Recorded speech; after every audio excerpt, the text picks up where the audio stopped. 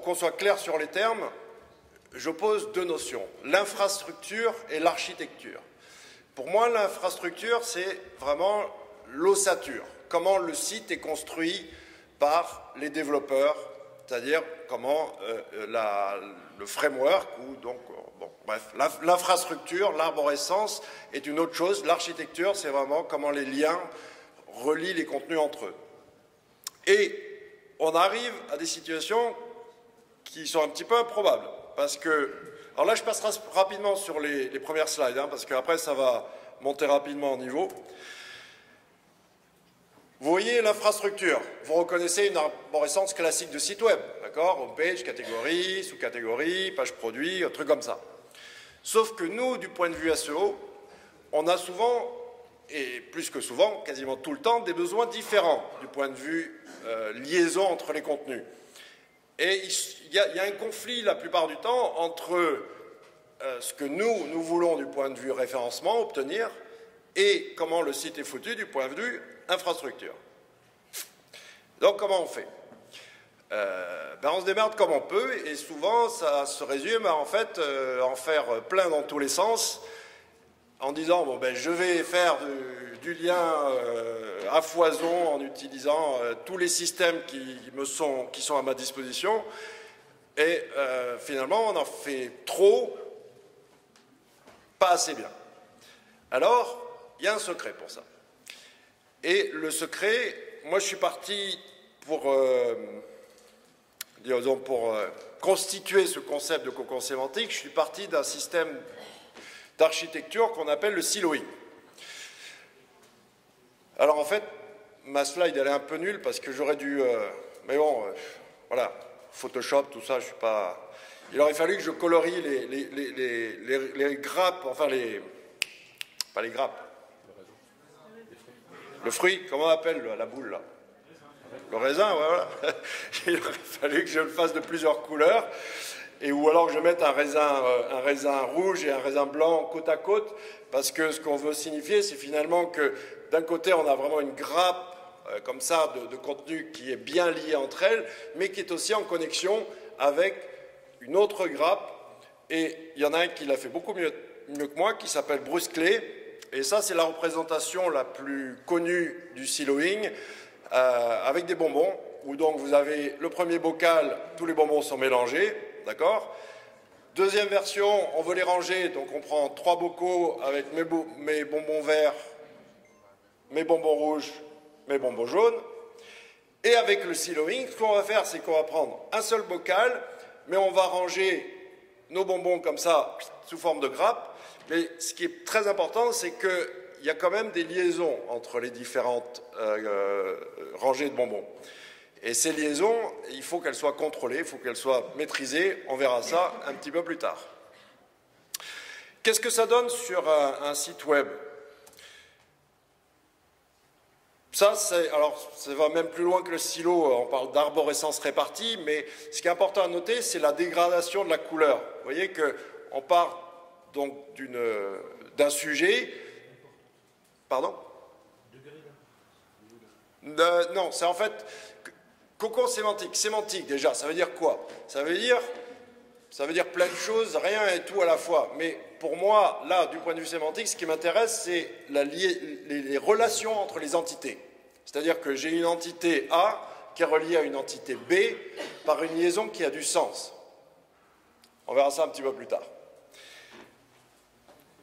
Mais là, en tout cas, on voit une structure où il y a des liens qui sont faits de manière un petit peu plus subtile et un petit peu plus intelligente que, par exemple, ça. Alors ça, c'est ce qu'on trouve sur 99,99,9999999% des sites web. J'appelle ça aussi le principe de la landing page. Qu'est-ce que vous avez? Vous avez un site, si vous vous rappelez tout à l'heure la slide sur l'infrastructure, vous voyez, avec l'arborescence, donc vous avez en haut votre menu, et vous avez un lien, je ne sais pas, qu'est-ce qu'on peut vendre aujourd'hui? On est en Tunisie, on va vendre des oranges, d'accord? Donc je vends mes oranges, et j'ai un lien en haut Orange, donnez-moi une marque. Voilà, j'ai mon... Ok, d'accord. J'ai mon top menu avec orange, mandarine et clémentine, d'accord? Donc, le menu orange, là, le lien vers ma catégorie orange, il est lié depuis toutes les pages du site. On est bien d'accord? Donc, c'est ce que j'appelle un maillage horizontal. Et ensuite, le problème avec ça, c'est que, je ne sais pas s'il y a des vieux geeks dans la salle, mais moi, je me rappelle un jeu qui était les Jeux Olympiques sur Sega, console Sega ou je ne sais plus quoi, ou Nintendo, et il fallait faire la natation, et si vous appuyez comme un malade sur le bouton, il y avait la stamina là, vous voyez, qui passait dans le rouge. Et c'est un peu ça, c'est-à-dire que là, on a brûlé toute la stamina, c'est-à-dire que je veux être premier sur orange, ou vente d'orange pas cher, ou ce que je veux. Et pour faire monter une page, vous savez qu'il faut du lien. On vous a expliqué tout à l'heure l'intérêt du lien, il faut du lien. Donc là, du point de vue maillage interne, je suis désolé, mais j'ai brûlé toutes mes cartouches. J'ai plus rien sous la pédale pour faire du lien, puisque je suis déjà lié depuis toutes les pages. Le fameux principe de la landing page que Michael évoquait tout à l'heure, c'est le truc classique aussi, c'est-à-dire que dans le footer, vous allez avoir des liens vente d'orange pas cher sur toutes les pages du site. Maillage horizontal, on a cramé toute notre stamina, et après, comment on fait? Il faut faire du backlink depuis l'extérieur, et je ne vais pas vous la raconter, le problème de netlinking, ce n'est pas le sujet aujourd'hui. Donc comment on va faire? Avant de vous montrer comment on va faire, je vais vous montrer comment certains font les choses de manière plutôt désastreuse. Pour moi, la pire architecture possible, c'est pourtant celle qui est utilisée par la plupart des gens. Qui a un blog WordPress? Ou qui utilise WordPress? Ok, et si je vous dis que c'est de la merde? Pourquoi c'est de la merde? Alors si on prend le blog dans son concept originel, d'accord? Alors après, WordPress, il y a des plugins, on essaie de rattraper, on fait des tags, on fait des machins, il y a même des trucs qui vont... comment ils appellent ça, là? Le truc référencement longue traîne qui va vous faire des liens, créer des pages automatiques. Il y a aussi des systèmes où on va vous faire des liens, vous choisissez des mots-clés. À chaque fois que le mot-clé va apparaître dans le contenu, paf, on va faire un lien. Tout ça, c'est de la merde.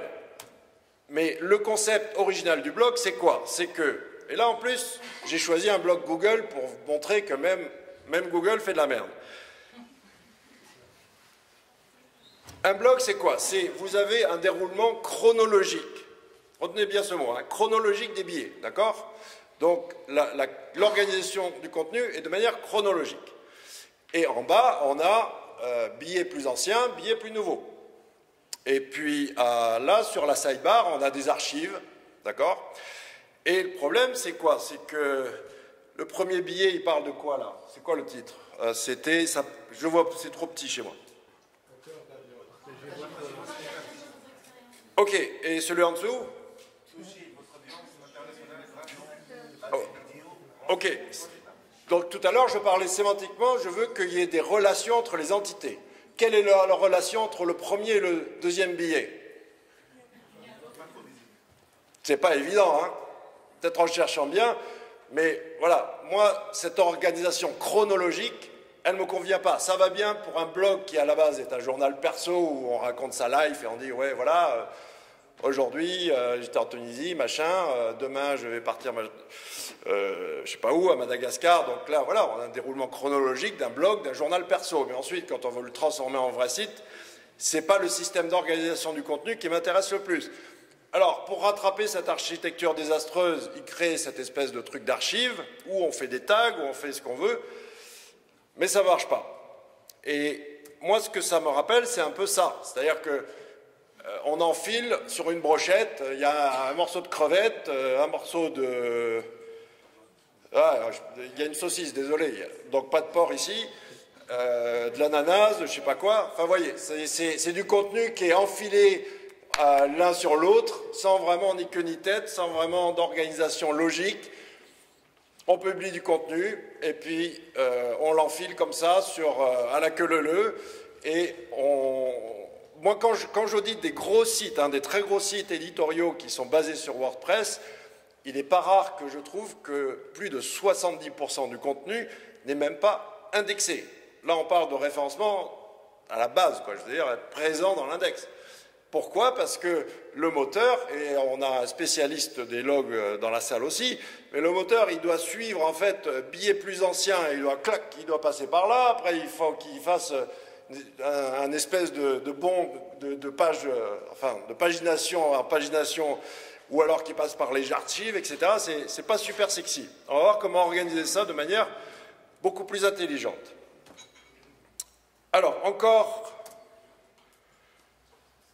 ce que vous voyez partout sur les sites e-commerce, pareil, c'est nul, ça ne marche pas. Là, je prends un exemple, on est sémantiquement dans une catégorie ordinateur portable et je suis sur un HP compact, je ne sais pas quoi, d'accord? Donc, a priori, le champ sémantique tourne autour de l'informatique et assimilé. Sauf que ces discounts, ils vendent plein de trucs. Et ils ont ce fameux méga menu. Et dans ce méga menu, expliquez-moi la relation sémantique entre un ordinateur portable et le whisky.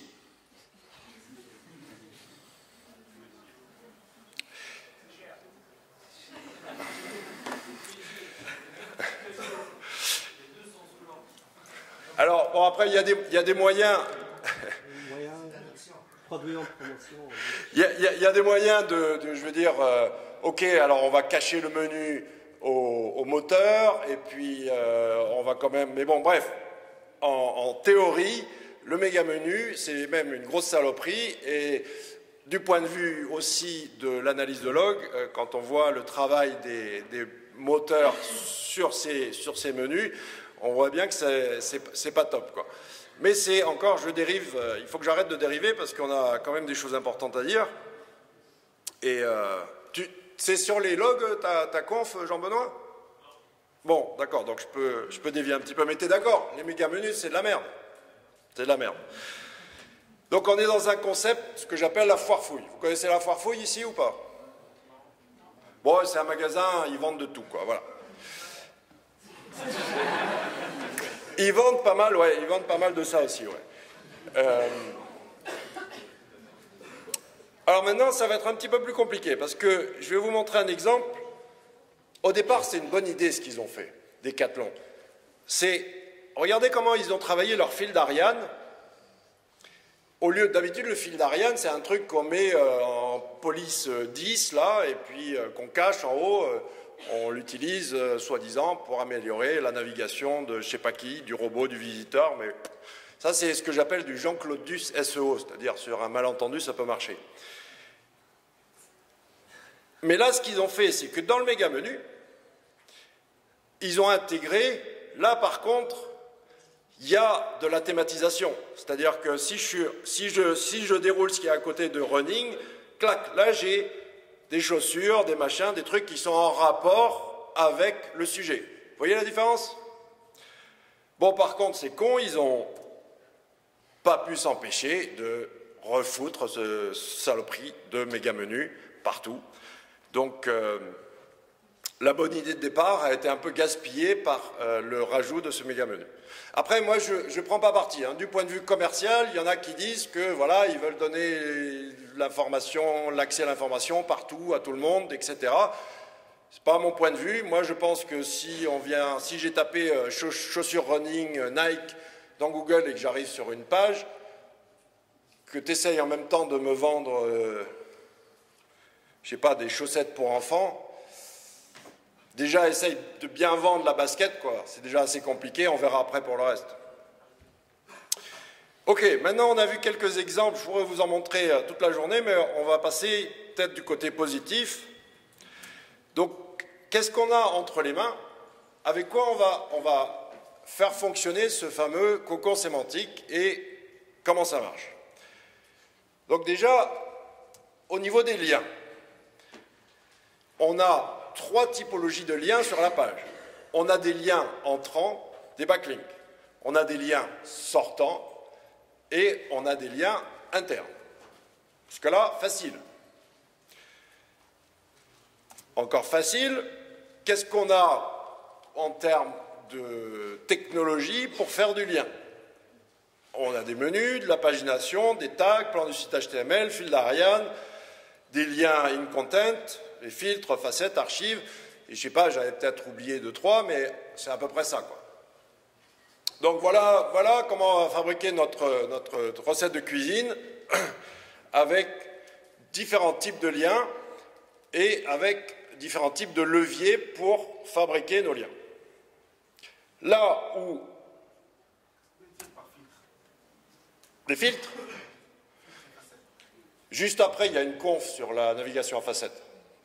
Mais les filtres, c'est quand tu regardes dans la sidebar et que tu dis, voilà, je veux voir que les trucs bleus ou de taille 42, etc. Maintenant, là, ça devient un petit peu plus compliqué. Je vous parlais tout à l'heure de cette organisation chronologique d'un blog qui ne me convient absolument pas. Et quand on y réfléchit, on voit bien que finalement, il y a plein de moyens d'organiser son information thématique, chronologique, machin. Enfin, chronologique, c'est nul. Moi, je préfère l'organiser de manière sémantique, ou en tout cas offre-produit, ou alors fonctionnelle, je ne sais pas quoi, mais pour moi, la manière chronologique d'organiser son contenu est sans doute la meilleure mauvaise idée que je puisse avoir. Jusque-là, ça va? Parce que je vais vous perdre, hein, juste après, là. Dans la recette, il y a plein d'algos. Alors, je ne vais pas dire que j'ai reverse ingénéré l'algo de Google, hein, je n'ai pas cette prétention. Par contre, les algorithmes utilisés par Google, on les connaît très très bien. Ils ne sont pas compliqués à étudier, ils sont publics. Il y en a même qui remontent, je ne sais pas, par exemple, la loi de Poisson, ça remonte à 1800, quoi, et quelques. Mais le plus important, c'est le Topic Sensitive PageRank, ou PageRank thématique. Alors, vous allez voir comment finalement Google, c'est super simple. Qu'est-ce qu'ils ont fait?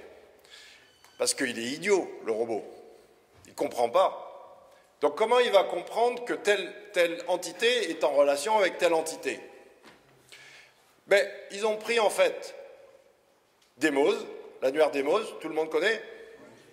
Ok, ils ont pris la strate de base, je crois que c'est 17 catégories, et puis ils ont descendu dans l'arborescence pour voir, ben, effectivement, que par exemple, je sais pas moi, référencement, c'était relié à web, et internet, et informatique, et tout ça, quoi. Ça, c'est implanté depuis 2003, je crois, ou 2004. Donc c'est une réalité, cet algo. Et c'est, en fait, à la base, il y avait une utopie, ils voulaient mettre en place ce qu'on appelle le PageRank personnalisé, avoir vraiment, pour chaque URL, un environnement et une odeur spécifique, mais c'était trop compliqué. Donc le PageRank thématique, c'est un moyen très simple finalement de savoir que voilà, ça est en relation avec ça, quoi. Ngram, c'est intéressant aussi comme algo. Je l'expliquais à un client, il me dit, mais ton truc, c'est question pour un champion. Vous l'avez ici, question pour un champion? Bon, c'est quoi? Le Ngram, c'est à partir d'une chaîne d'entités, je peux deviner la prochaine. Vous voyez le principe? Pareil, le jeu. Le gars, je sais pas, il vous dit des concepts, et puis il faut deviner, en fait, le concept de base. Cosinus de Salton, c'est... si je vous dis Lincoln, à quoi vous pensez? Voiture, président, il y a même une société, on ne sait pas, je peux vous répéter 200 fois Lincoln, vous ne savez pas de quel Lincoln il s'agit. Maintenant, comment il sait que Abraham et Lincoln vont ensemble? Ben, grâce à une notion de proximité, c'est-à-dire s'il y a Abraham et 200 mots plus loin Lincoln, ça a beaucoup moins de pertinence que Abraham et Lincoln collés côte à côte. Et il sait que Abraham et Lincoln, ben, ça veut dire quelque chose collé ensemble parce qu'il a X centaines, milliers ou millions de pages qui ont Abraham et Lincoln côte à côte. Pigé? TF-IDF, super important ça. En fait, on analyse qu'il y a des mots qui reviennent souvent sur un sujet. C'est-à-dire que si je parle d'Abraham Lincoln, il va y avoir souvent guerre civile, États-Unis, président, assassinat, John Booth, etc. Ce sont des mots courants. L'IDF, ce sont les mots rares. Alors les mots rares sur Lincoln, j'en sais rien, mais vous voyez un petit peu l'idée. C'est-à-dire que dans son contenu, si on arrive à mixer, à avoir une bonne proportion de mots qui sont habituellement retrouvés sur le sujet et quelques mots rares, là, le contenu devient intéressant. Le problème des mots rares, c'est que ça pourrait paraître une bonne idée d'en incorporer, mais il faut faire super gaffe. Moi, j'ai testé et je me suis planté parce qu'en fait, notamment avec la traduction automatique, j'ai compris que la traduction automatique ne fonctionnait pas bien. Pourquoi? Parce que ça incluait trop de mots rares. Et du coup, paf, ça paraissait artificiel. Et il suffit de un ou deux mots en trop dans le contenu pour qu'il paraisse artificiel. LSA, tout ça, bon, laissons tomber, mais il y en a, enfin, voilà. Ça fait 10 ans que j'ai étudié plein d'algorithmes pour que vous n'ayez pas besoin de le faire et qu'on réponde à une seule question. Parce que pourquoi vous êtes là? C'est ça, quand même. De quel droit? Qu'est-ce qui fait que... Qu'est-ce que tu as comme site web? Ton prénom? Fares.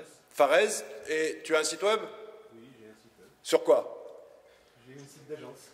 Sur moi. Sur toi? Sur ma vie, hein. Ok. Pourquoi de quel droit tu mérites d'être numéro 1 sur Fares? Voilà. Qu'est-ce qui fait que tu es si fabuleux? Qu'est-ce qui fait que Google va t'adorer tellement pour faire en sorte que tu apparaisses numéro 1 sur, je ne sais pas ce que tu fais ou je ne sais pas qui tu es, mais voilà. Il faut se poser. C'est la seule question à laquelle on doit répondre, finalement. Et en tout cas, pour ce qui concerne l'intérieur du site, je vais essayer de vous apporter un semblant de réponse. Alors, on est parti. Là, c'était juste l'intro. Hein. Donc, ceux qui sont perdus jusqu'à maintenant, reprenez prendre du café et revenez. C'est juste une question. Ouais. Vous parlez tout à l'heure du page-run. Ça, c'est très important pour Google de signaler la page-run d'un site. Mais les rangs qui peuvent Majestic SEO, par exemple, le citation flow et tout ça, est-ce que c'est très important comme le page-run de Google ou c'est sans une autre classification, une autre psychologie que je vais en parler dans quelques minutes du TrustFlow. N'hésitez pas à m'interrompre. Hein. Il faut... Ah, ouais. Attendez pas la fin de la conférence pour poser des questions. Alors après, vous allez peut-être retrouver différents termes. Hein. Moi, je parle de cocon sémantique. Il y en a d'autres qui disent glissement sémantique, affinité sémantique, continuité sémantique. C'est à peu près toujours la même chose. C'est-à-dire qu'on essaye de faire en sorte que, voilà, il y ait une cohérence au niveau de notre contenu et surtout des liaisons entre nos contenus. Alors, si on prend un exemple concret, on fait un site de voyage. Vous retrouvez à peu près ce qu'on trouve sur n'importe quel site de voyage, c'est-à-dire que j'ai ma page d'accueil, et ensuite je vais avoir la catégorie location de voiture, achat de billets d'avion, réservation d'hôtel, location de vacances, et j'ai rajouté camping ou je sais pas quoi, d'accord? C'est comme ça que c'est foutu un site de voyage. Et ça, c'est un cas concret. Un gros site de voyage, il vient voir, il me dit, bon, ben, ouais, mais ton truc de siloing à la con, là, comme moi, j'en ai des silos, j'ai mon silo location de voiture, et après, derrière, je décline toutes les destinations. J'ai mon silo billet d'avion, et après, je décline toutes les destinations. Je dis, ouais, mon truc, il est peut-être con, mais ton site, il est à l'envers. Pourquoi il est à l'envers? Parce que si tu veux devenir pertinent sur billet d'avion Barcelone, déjà commence à bosser pour devenir pertinent sur Barcelone. C'est ça l'entité de base, c'est la destination. On s'en fout de la location de voiture, tout ça. Ça, c'est une approche commerciale. Et je vous parlerai tout à l'heure de comment on raisonne en termes de demande plutôt que d'offre.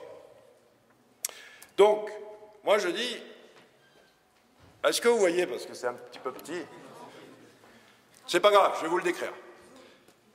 Mais c'est super petit sur mon écran aussi.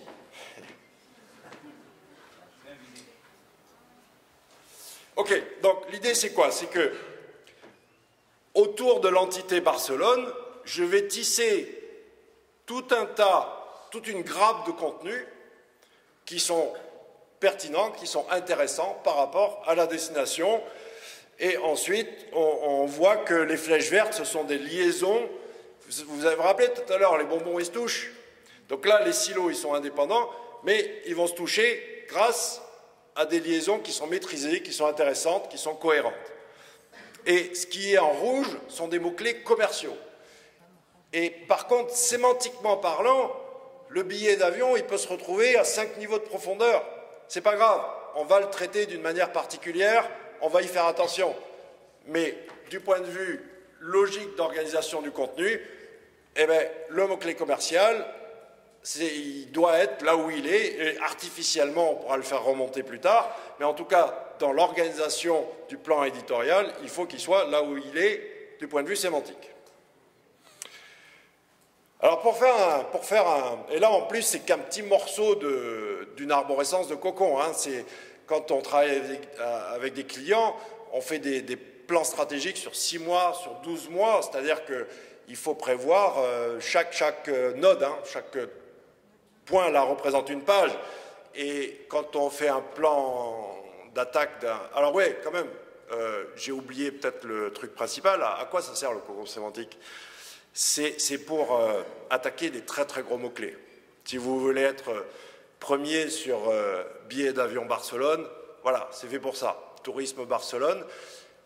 Et c'est, à la base, moi je dirais, c'est pour finaliser un positionnement. Qu'est-ce que je demande à votre site à la base? C'est de répondre au minimum syndical. Qu'est-ce que c'est que le minimum syndical? C'est que quand j'ai des mots-clés dans le titre de la page, vous savez bien que le titre de la page, c'est l'élément le plus puissant, le minimum, c'est quand même que grâce aux mots-clés dans le titre, votre page remonte au moins, je dirais, allez quoi, dans le top 30.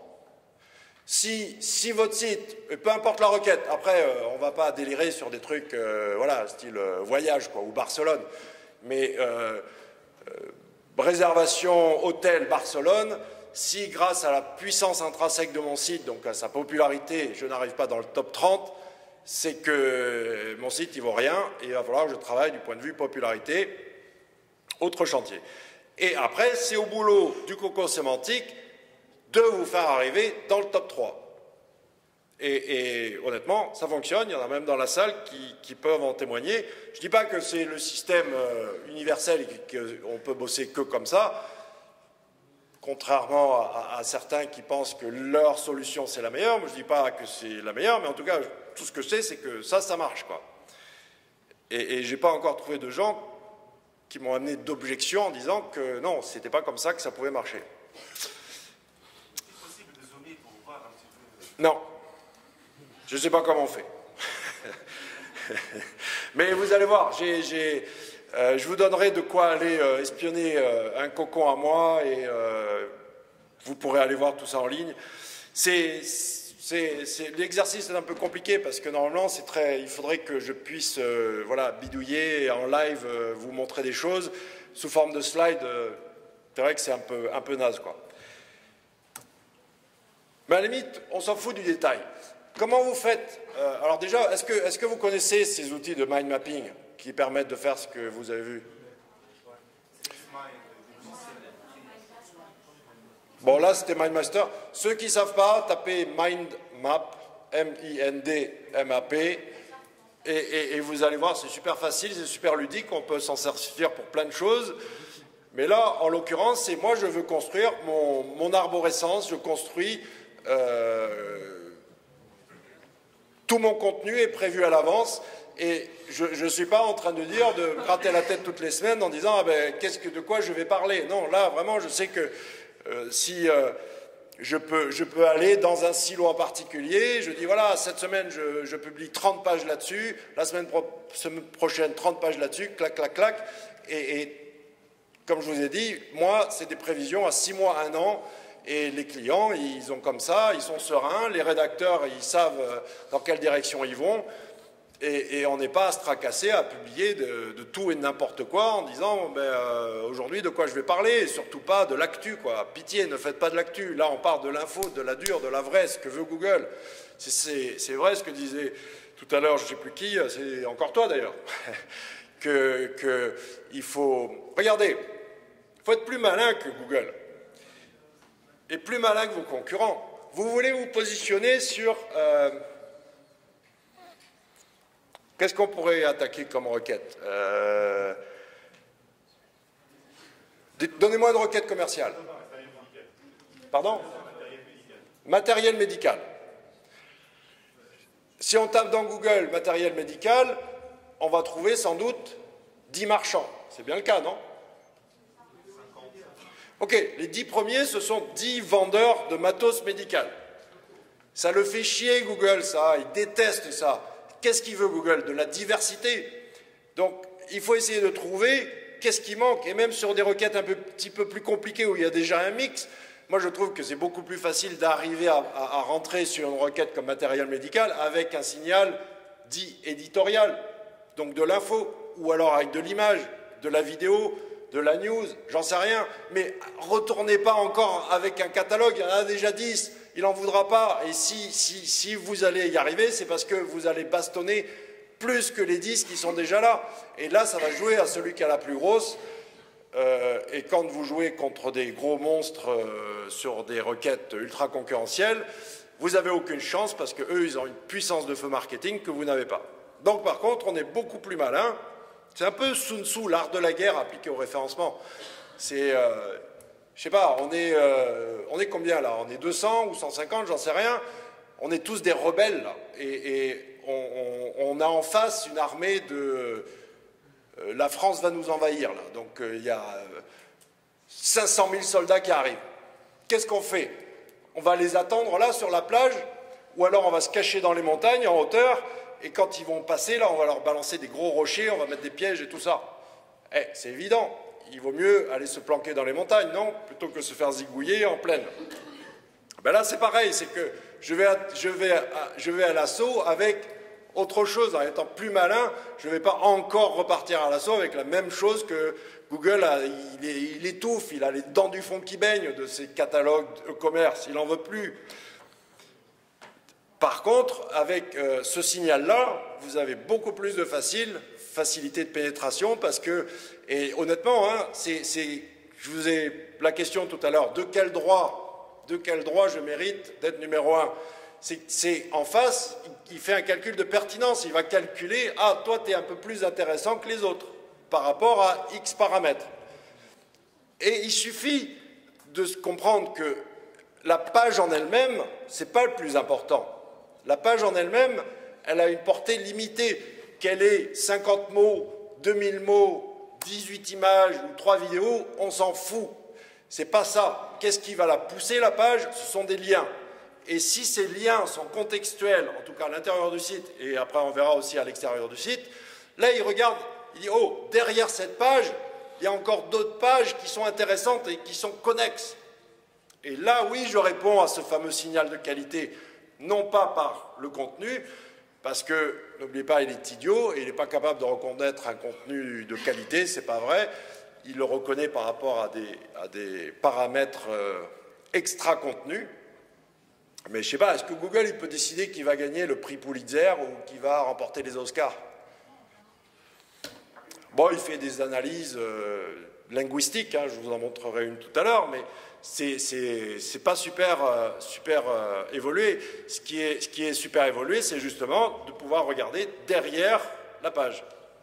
Toi, tu t'endors, je dois être chiant, hein. Donc, peut-être que j'avance alors pour te réveiller. C'est tout simple. Au lieu de... Il y avait des algos super compliqués, mais en fait, il y a 3 trucs. Quand vous devez composer, vous allez attaquer votre mind map et posez-vous 3 questions. Premièrement, de quoi? 2 minutes pour finir? On va déborder, hein, c'est pas grave. Vous voulez que je termine ou vous voulez que je m'en aille? Bon. Donc, quand elle va venir me virer, vous l'empêchez, hein, d'accord? De quoi faut-il parler pour être intéressant? Il faut respecter cette histoire de continuité sémantique, mais sans se tracasser avec les algorithmes, machin, c'est pas grave. Du moment que vous utilisez votre bon sens et que vous dites, voilà, ça, derrière ce sujet, il y a un autre sujet qui est connexe. Normalement, le glissement sémantique, vous allez l'opérer naturellement. Et le plus important, ce qui a fait des grosses différences pour la plupart de mes clients, et c'est un pivot à 180 degrés dans la tête, c'est de raisonner en termes d'offres plutôt que de demande. Dites-vous bien que le visiteur, quand il arrive sur votre site, il n'en a rien à faire de vous, de votre site et de votre cam. Il s'en fout. Le seul truc qui l'intéresse, c'est lui et son problème.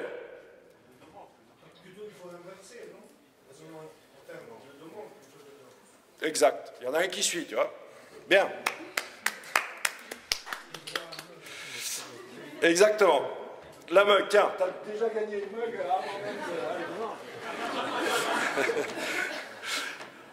Donc, voilà, raisonnez en termes de demande. Mettez-vous à la place des gonzes et à quoi ils pensent, quels sont leurs problèmes. Ils s'en foutent de ce que vous avez à vendre. C'est pas ça qui les intéresse.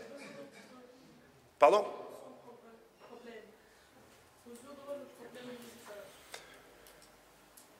On essaye en tout cas. Elle demande, il faut résoudre le problème du visiteur. Le résoudre, ça c'est... Mais en tout cas, voilà, se mettre dans sa peau. Alors, j'accélère puisque je me fais engueuler, je vais pas assez vite. Monsieur, petite question. Vous dites maintenant sur le record sémantique, est-ce que c'est plus intéressant de raisonner sur un seul site ou de travailler avec le système de réseau de satellites d'autres sites? Les deux, mon capitaine. On peut le faire émerger sur votre site par la suite. Encore une fois, ça va venir. Si elle ne me vire pas de scène avant. Alors, on démarre avec notre page de départ. Barcelone, machin. Après, clac, niveau 1, j'accélère. Hein. Voilà, je parle de géographie, je parle d'histoire, je parle de tourisme. C'est le truc de base quand je veux parler d'une destination. Et après, je repars dans, voilà, tisser toutes les branches en relation avec le tourisme. Là aussi, encore plus. Sauf que là, c'est chiant ça c'est du Wikipédia. Je dis pas que ça marche pas, hein. C'est qu'une mécanique le cocon sémantique. Donc le faire à la Wikipédia comme ça, ok, aucun problème. Mais quand je dis raisonner en termes de demande plutôt que d'offre, lui il a fait, voilà, je change de lunettes, qu'est-ce que je me pose comme question? Je veux me faire rembourser, je veux trouver un opticien, je veux mieux voir, et comment ça marche pour l'ordonnance? Là, je me suis mis dans la peau du gars, et je vais tenter de résoudre ses problèmes. D'accord. Du coup, elle est plus réveillée, là. On les prend, ces suggestions-là de Keyword Tools pour voir ces éléments-là ou c'est un travail perso? C'est un travail perso. Faut vraiment cogiter, c'est compliqué. Hein. Je vous raconte une histoire. J'étais chez un client qui vend du matos de musculation depuis 1999. Je pense qu'ils le connaissent, le biz. Hein. Voilà. Et on faisait cet exercice de mind mapping, et j'étais chez eux en plus. Et puis, tout d'un coup, le boss, il se lève, et puis il me regarde, il me dit, bon sang, on n'a jamais réfléchi à quoi ils servaient nos trucs. C'est-à-dire que un vélo d'appartement, pourquoi j'achète un vélo d'appartement? Pour mourir moins vite, pour servir de porte-manteau, pour me rééduquer, pour je sais pas. Jamais ils s'étaient posé la question. Eux, ils vendent des vélos d'appartement, des rameurs, des trucs, mais l'utilisation derrière, en fait, ils s'en foutaient. Ils n'avaient jamais raisonné en termes de demande. Alors, j'accélère. Maintenant, le secret, à quoi ça sert tout ça? C'est un système de vase communicant. C'est-à-dire que je prends la poupée russe, parce que si vous elle hypnotise un peu cette image. Hein. Ouais, mais si vous aviez vu le gif animé que j'avais mis à la dernière conférence, vous auriez appelé la police. Donc, l'idée, c'est quoi? C'est que la poupée, la grosse, elle est vide, elle n'a pas d'existence si elle n'est pas remplie de petites poupées à l'intérieur, on est d'accord? Et il y a un phénomène, en fait, d'aspiration et de poussette entre la poupée à l'intérieur et la poupée au-dessus. Et c'est ça qu'on va réaliser avec les pages. Alors là, c'est sûr que je vais en perdre certains, parce que Comment je vais vous l'expliquer celui-là?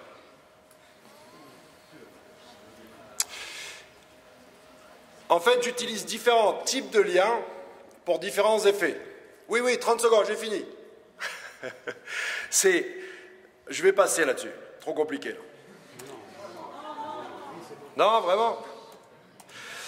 Ok, j'ai 3 types de pages. Page cible, page complémentaire, page mixte. La page cible, alors vous pourrez aller voir sur mon site, hein, encore une fois, vous pourrez regarder le code source. Mais la page cible, c'était ma page Barcelone, celle du cœur. Elle a comme rôle quoi? Elle a comme rôle déjà, de se positionner, mais finalement, tout le reste de l'arborescence va être à son service, pour la pousser. Donc elle a un seul rôle, c'est d'aspirer le niveau en dessous. Donc la page cible, elle fait que des liens vers le niveau en dessous. Après, j'ai une page dite complémentaire qui est en queue de silo. Elle, son rôle va être de pousser le niveau au-dessus et de lier les pages de même niveau. Pardon? J'ai pas le temps. Encore une fois, tu vas aller voir sur mon site et tu verras comment ça marche. Et la page mixte, c'est un mixte en fait de la cible et de la complémentaire. C'est-à-dire que la page mixte, elle pousse le niveau au-dessus, elle aspire le niveau en dessous et elle fait des liens vers les pages de même niveau. Et il faut noter que j'utilise différentes typologies de liens. C'est-à-dire que pour pousser le niveau au-dessus, quel est le meilleur lien possible imaginable? C'est un lien dans le contenu, en haut du code source. Voilà, ça c'est le meilleur lien. Ensuite, pour aspirer les niveaux en dessous, j'utilise ce que j'appelle des méga menus que vous voyez là en H3, c'est-à-dire c'est aussi des liens contextuels. Et après, les pages de même niveau, là j'utilise une liste parce que c'est un petit peu moins important. Non, tu n'arriveras pas à me sortir avant que je monte cette image. Parce que c'est super important d'avoir des silos étanches. Alors l'image n'a pas grand-chose à voir, mais j'avais envie de mettre une jolie fille en maillot, donc voilà quoi. L'étanchéité, ça veut dire que, encore une fois, c'est en opposition avec ces méga menus où ça part dans tous les sens. Là, vous voulez vraiment avoir des silos qui sont le plus étanches possible, qui sont le plus restreints. Et s'il y a des liaisons entre les différents silos, il faut en avoir, mais ne faites pas n'importe quoi. Et il y a un outil là. Alors, notez cette URL, hein, le Laurent Breuilly /guide, c'est là que j'ai mis en place un début de cocon sémantique. Je mettrai aussi sur cette page un lien vers le mind map correspondant. Et en fait, là, vous voyez que j'ai fini 2 minutes, 1 minute. Vous voyez que mon silo est super étanche. C'est un outil qui a été développé sur le concept du cocon sémantique. Hein. Parce que d'ailleurs, cet outil, si votre silo n'est pas étanche, il ne pourra même pas le tester. Alors après, juste 2 mots sur la page en elle-même, parce que ce que je vous ai dit, et je reviens à ta question là, donc là on est sur le contexte autour de la page, mais sur la page en elle-même aussi, il faut quand même faire un petit peu de sémantique. Alors là par exemple, vous pouvez utiliser un outil qui s'appelle Textualizer, je n'ai pas le temps de vous détailler tous les trucs, mais c'était quand même vachement intéressant. Parce que ça, c'est du TAL, traitement automatique du langage, et il utilise par exemple l'indice Gunning Fog, ou même le nombre de mots moyens par phrase. C'est super facile pour un robot de voir que c'est du texte artificiel. Là, je suis même au-dessus de la moyenne, à 19,26. La moyenne, c'est à peu près 12. Mais si j'ai des phrases de 6 mots, il voit que c'est artificiel. Et ce que je voulais vous montrer, c'est ça, c'est que les top mots sur ma page d'accueil, ça c'est les mots qui reviennent le plus souvent. Vous voyez que j'ai une cohérence sémantique et que c'est pas du tout et n'importe quoi. On est quand même, voilà, ça c'est sur la page. Après, dernière slide, j'ai fini. Et c'est là où j'en viens au trust flow, c'est-à-dire que ce qui se passe sur la page doit être sémantiquement cohérent, ce qui se passe sur le site doit être aussi sémantiquement cohérent, et ce qui se passe en dehors du site. Et le Topical Trust Flow de Majestic SEO, pour ceux qui ne connaissent pas, googlez-le, je vous le donne en 1000. Qu'est-ce qu'il a pris comme algo de base? Le Topic Sensitive PageRank. Qu'est-ce qu'il a pris comme système de base? Les 17 catégories des mots, et ensuite il en a construit 1000. Et voilà, vous avez la bonne recette du SEO. Facile, non? Ciao.